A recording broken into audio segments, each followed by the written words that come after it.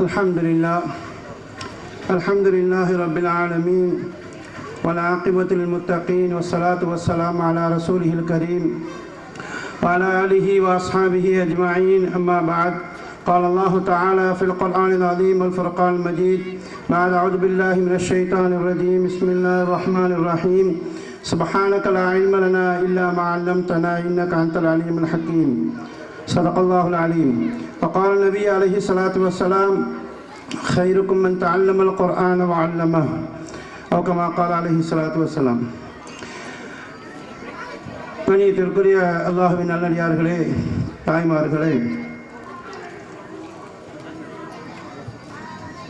தப்லீக் ஜமாத்தினுடைய ஒரு இஜ்திமா ஒன்று நடந்துச்சு. அதில்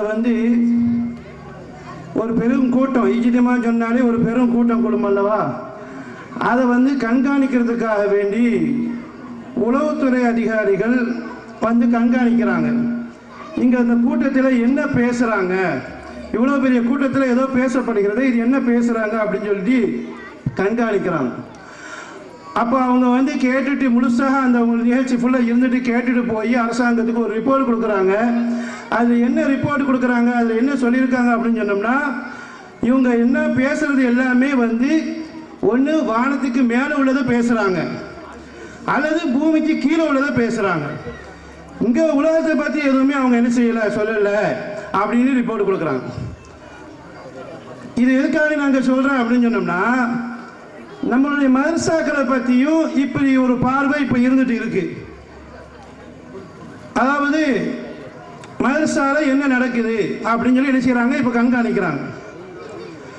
மதரசாவிலையும் அதுதான் நடந்து கொண்டு இருக்கிறது, அதைத்தான் போதிக்கப்படுகிறது. ஒன்று வானத்துக்கு மேல உள்ள விஷயங்கள், அல்லாஹ், மலக்கு, ஜன்னத்து, சொர்க்கம், நரகம், இதை பற்றி தான் நம்ம சொல்லி கொடுத்துட்டு இருக்கோம். அல்லது பூமிக்கு கீழே உள்ள விஷயம், கபரு, அதாபு அப்படிங்கிற விஷயத்தை தான் நம்ம என்ன செஞ்சுட்டு இருக்கோம், சொல்லி கொடுத்துட்டு இருக்கோம். ஆக அந்த மதரசாக்கள்ல என்ன போதிக்கப்படுகிறது அப்படிங்கிற ஒரு சில விஷயங்களை மட்டும் நான் என்ன செய்கிறேன், சுருக்கமாக உங்களுக்கு முன்னால் சொல்லிக்கொள்ள ஆசைப்படுகிறேன். மதரசாக்கள் 5 விஷயங்கள் போதிக்கப்படுகிறது. முதலாவது என்ன அப்படின்னு சொன்னோம்னா, அகாயிதுல் இஸ்லாம், இஸ்லாத்தினுடைய கொள்கைகள் போதிக்கப்படுகிறது. இதை இதுவரைக்கும் வந்த நபிமார்கள் எல்லாருமே இதைத்தான் போதிச்சாங்க. பிள்ளைகளுக்கு, அவங்களுடைய பிள்ளைகளுக்கு, அவங்களுடைய உம்மத்தினர்களுக்கு இதைத்தான் அவங்க போதிச்சாங்க.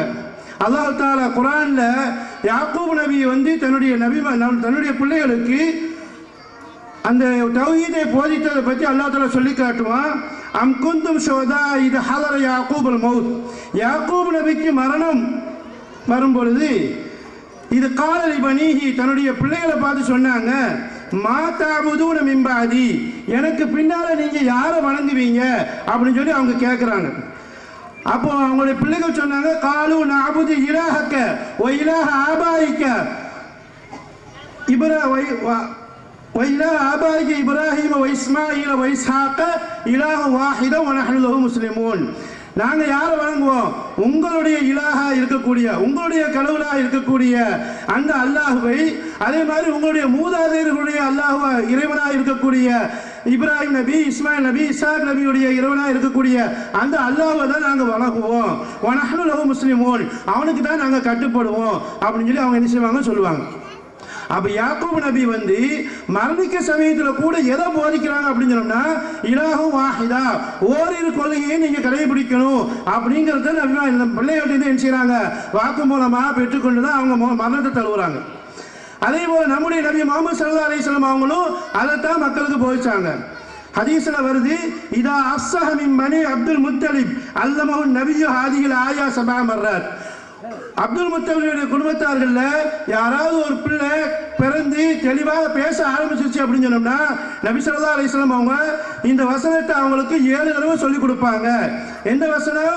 சூரத்துல் இஸ்ரால வரக்கூடிய கடைசி வசனம், வகுல் அல்ஹம்துலில்லாஹில்லதி லம் யத்தஹிது வலதன் வலம் யகுல் லஹு ஷரீகுன் ஃபில் முல்க் வலம் யகுல் லஹு வலிய்யுன் மினல் துல்லி வகப்பிரு தக்பீரா. அதில் என்ன சொல்லப்பட்டிருக்கிறது? அல்லாஹ்வுக்கு தான் எல்லா புகழும். அவன் எப்படிப்பட்டவன்? அவன் தனக்குன்னு ஒரு சந்ததிகளை எடுத்துக்கொள்ளவில்லை. அவனுடைய ஆட்சி அதிகாரத்தில் எந்த கூட்டும் கிடையாது. அவனுக்கு உதவி செய்யக்கூடியவர்கள் யாரும் கிடையாது. அவனையே நீங்க பெருமைப்படுத்துங்க அப்படிங்கிறது அந்த வசனத்துடைய கருத்து. இந்த வசனத்தை தான் நபி ஸல்லல்லாஹு அலைஹி வஸல்லம் அவங்க தங்களுடைய குடும்பத்தில் வரக்கூடிய முதல் பிள்ளைகளுக்கு முதலாக அவங்க அதைத்தான் போதிப்பாங்க. அதே போல சஹாபாக்களுக்கும் அதைத்தான் போதிச்சாங்க. இன்னொரு ஹதீஸ்ல சொல்லப்பட்டு இருக்கிறது, கால ரசூலுல்லாஹி ஸல்லல்லாஹு அலைஹி வஸல்லம் இப்னு ஆதம் இப்னு அப்பாஸ் ரலியல்லாஹு தஆலா அன்ஹு அவங்க சிறுபிள்ளையா இருக்கும் பொழுது நபி ஸல்லல்லாஹு அலைஹி வஸல்லம் அவங்களுக்கு போதிப்பாங்க, யா குலாம் இன்னி வஅல்லிமுக கலிமாத்துன் அஹ்ஃபலல்லாஹு யஹ்ஃபலுக. நான் சில விஷயங்கள் உனக்கு சொல்லித்தரேன், அதை நீ பாதுகாத்துட்டு சொன்னோம்னா அல்லாஹ் உன்னை பாதுகாப்பான். இதா சால்த ஃபஸ்அலில்லா, நீ ஏதாவது கேட்பதா இருந்தால் அல்லாஹ்ட கேளு. வைத ஸ்தாந்த ஃபஸ்தைன் பில்லா, நீ ஏதாவது உதவி கேட்பதா இருந்தால் அல்லாஹ்ட உதவி கேளு அப்படின்னு சொல்லுவாங்க.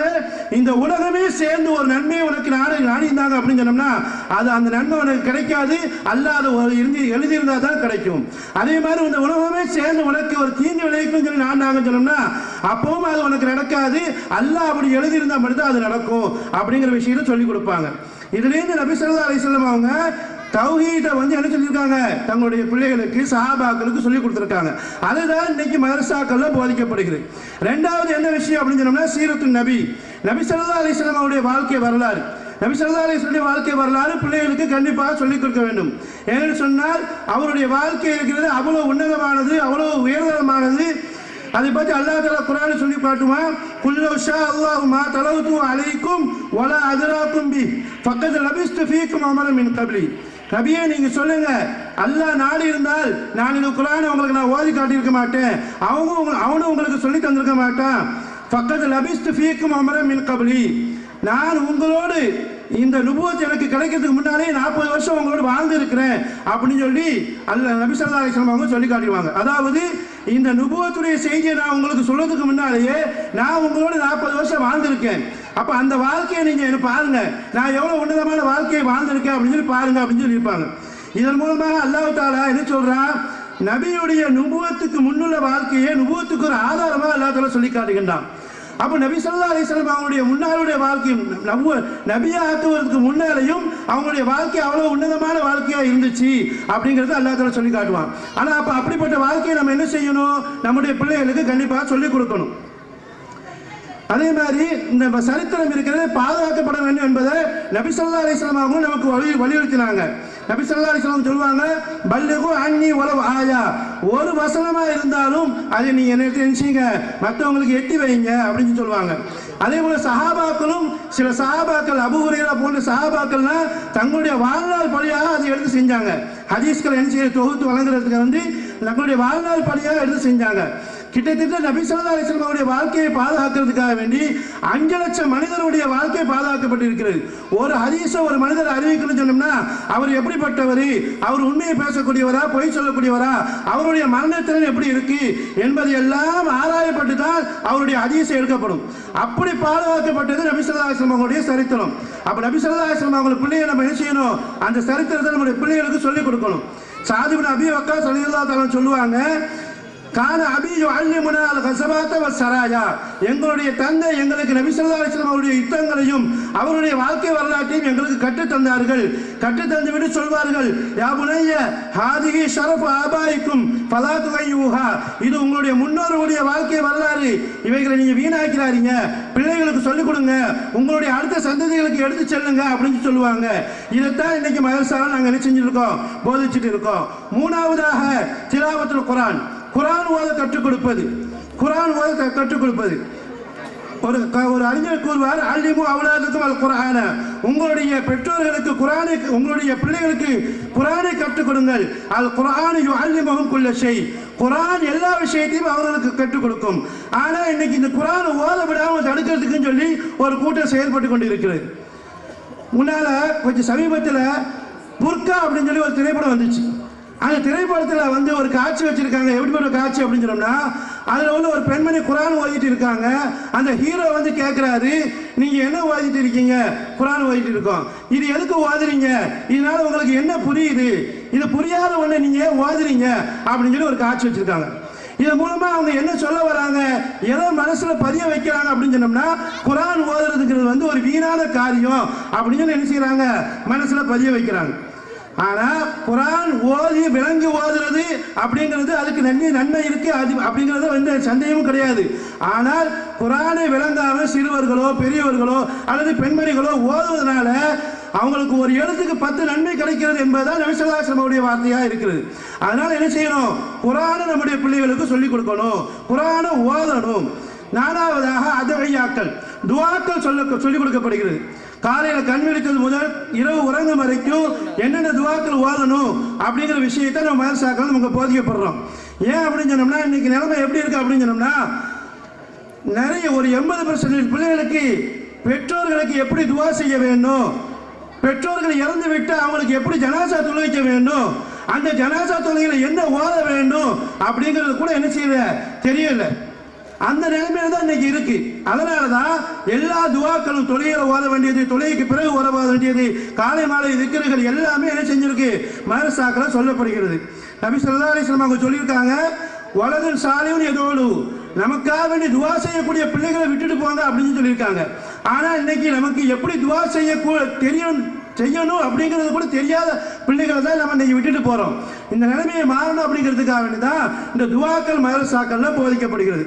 ஐந்தாவதாக ஆதாபுல் அஹ்லாக், ஒழுக்கங்கள் சொல்லிக் கொடுக்கப்படுகிறது. எப்படி சாப்பிடணும், எப்படி தூங்கணும், எப்படி உறங்கணும், எப்படி திருக்குர்ஆன் ஓதணும், எப்படி பெற்றோர்களும் நடந்து கொள்ளணும், எப்படி உறவினர்களும் நடந்து கொள்ளணும் அப்படிங்கிறது ஒழுங்கு முறைகள் நம்முடைய மதரசாக்கள் என்ன செய்யுது, போதிக்கப்படுகிறது. இப்படி இந்த 5 விஷயங்கள் தான் மதரசாக்கள் போதிக்கப்படுகிறது. பெற்றோர்களே, நீங்க உங்களுடைய பிள்ளைகளை வந்து டாக்டர் ஆக்குங்க அல்லது இன்ஜினியர் ஆக்குங்க. ஆனா அதுக்கு முன்னால இது போன்ற மக்தப் மதரசாக்களுக்கு அனுப்பி அவங்களுக்கு மார்க்க கல்வியை போதிச்சு கொடுங்க. ஏன் சொன்னோம்னா, அது போதிக்கப்படலை அப்படின்னு சொன்னோம்னா அதனுடைய விளைவு என்னவாகும் அப்படிங்கிறதுக்கு ஒரே ஒரு சம்பவத்தை மட்டும் சொல்லி முடித்துக் கொள்கிறேன். அதாவது உமர் இப்னு அப்துல் அசீஸ், 2ஆம் உமர் என்று சொல்லப்படக்கூடியவர், அவர் ஒரு சிறப்பான ஒரு ஆட்சி செஞ்சார். அவருடைய ஆட்சி ஒரு செழிப்பாக இருந்துச்சு. எந்த அளவுக்கு செழிப்பாக இருந்துச்சு அப்படின்னு சொன்னோம்னா, அவர் வந்து அவருடைய காலத்தில் வந்து ஜக்காத் கொடுக்கத்தான் ஆள் இருந்ததே தவிர வாங்குறதுக்கு ஆள் இல்லை. ஜக்காத்தை தூக்கி கொண்டு எல்லா ஊரா போவாங்க, இதை வாங்கிக்கோங்க, ஆனால் யாரும் வாங்க இல்லை. அப்படிப்பட்ட ஒரு செழிப்பான ஒரு ஆட்சியை அவர் செஞ்சுட்டு இருந்தார். ஆனால் அவர் ரொம்ப சாதாரணமாக இருப்பார், ரொம்ப ஏழ்மையாக இருப்பார். அவருடைய மச்சான் ஹிஷாம் என்பவர், அவரும் ஒரு அரசர், அவரும் ஒரு கலீஃபாவா இருந்தார். இவருக்கும் 11 பிள்ளைகள் அல்லாஹ் கொடுத்திருந்தான், அவருக்கும் 11 பிள்ளைகளை கொடுத்திருந்தான். இவர் வந்து தன்னுடைய 11 பிள்ளைகளுக்காக வேண்டி மொத்தமா சேர்த்து வச்ச சொத்து எவ்வளவு தெரியுமா, 18 ரியால், வெறும் 18 ரியால் சேர்த்து வச்சிருந்தார். அந்த ஹிஷாம் என்பவர் சேர்த்து வச்சிருந்த சொத்து எவ்வளவு தெரியுமா, ஒவ்வொரு பிள்ளைக்கும் ஒரு கோடி ரியால் சேர்த்து வச்சிருந்தார். இப்போ ஒரு தடவை 2 பேரும் செஞ்சு பேசிக்கிறாங்க, நீங்க இவ்வளவு செழிப்பான ஆட்சி நடத்துறீங்கள. ஹிஷாம் கேட்கிறாரு, உங்களுடைய பிள்ளைகளுக்கான ஏன் இவ்வளவு நீங்க வந்து சொத்து சேர்த்து வச்சிருக்கீங்க, நீங்க நேரத்தை நிறைய சேர்த்துருக்கலாமா அப்படின்னு சொல்லும் பொழுது அவர் சொல்றாரு, நான் என்னுடைய பிள்ளைகளை வந்து சாலிஹீன்களாக வளர்த்திருக்கிறேன். என்னுடைய பிள்ளைகளை நல்ல மார்க்க கல்வியை கொடுத்து தர்பியத்தை கொடுத்து நல்ல பிள்ளைகளாக நான் வளர்த்திருக்கிறேன். அல்லாஹ் குர்ஆன்ல சொல்றான், ஒவ்வொரு எத்தவல்ல சாலிஹீன், சாலிகான பிள்ளைகளுக்கு சாலிகானவங்களுக்கு அல்லாஹ் பொறுப்படுத்திக் கொள்கிறான் அப்படின்னு சொல்லியிருக்கான். அதனால வந்து அவங்களுக்கு அல்லாஹ் பொறுப்படுத்திக் கொள்வான், அவங்க நல்லதா இருப்பாங்க. அதனால என்னுடைய பிள்ளைகளை பத்தி நான் கவலைப்படலை, அவங்களுக்கு நான் மார்க்க கல்வியை கொடுத்துருக்கேன் அப்படின்னு சொல்லிடுவாங்க. இவங்க 2 பேருமே இறந்த பிறகு வரலாற்றில் ஒரு எழுதி வச்சிருக்காங்க. அதாவது ஹிஷாமுடைய பிள்ளைகள் இருக்காங்களா என்ன, இவங்க வந்து அந்த 11 பேருமே 11 பள்ளிவாசலுடைய வாசல்ல இருந்து பிச்சை எடுத்தாங்க அப்படின்னு சொல்லி எழுதியிருக்காங்க. அதே சமயம் உமர் இப்னு அப்துல் அசீஸுடைய 11 பிள்ளைகளும் ஒவ்வொரு மாகாணத்தினுடைய ஆளுநராக இருந்தார்கள் என்பதாக எழுதி வச்சிருக்காங்க. எனவே கண்ணியத்திற்குரிய பெற்றோர்களே, தாய்மார்களே, நம்முடைய பிள்ளைகளை வந்து மார்க்க கல்வியை கொடுத்து அவங்கள நல்ல ஆளுங்களாக நல்ல அறிஞர்களாக ஆக்கணும் அப்படின்னு சொன்னோம்னா அவங்க நாளைக்கு நமக்கு துஆ செய்யக்கூடிய பிள்ளைகளாக ஆகுவார்கள். அப்படிப்பட்ட பிள்ளைகளை அல்லாஹ் தஆலா நம் அனைவருக்கும் தந்தல்வானாக. வாஹிரு தாவானா அல்ஹம்துலில்லாஹி ரப்பில் ஆலமீன்.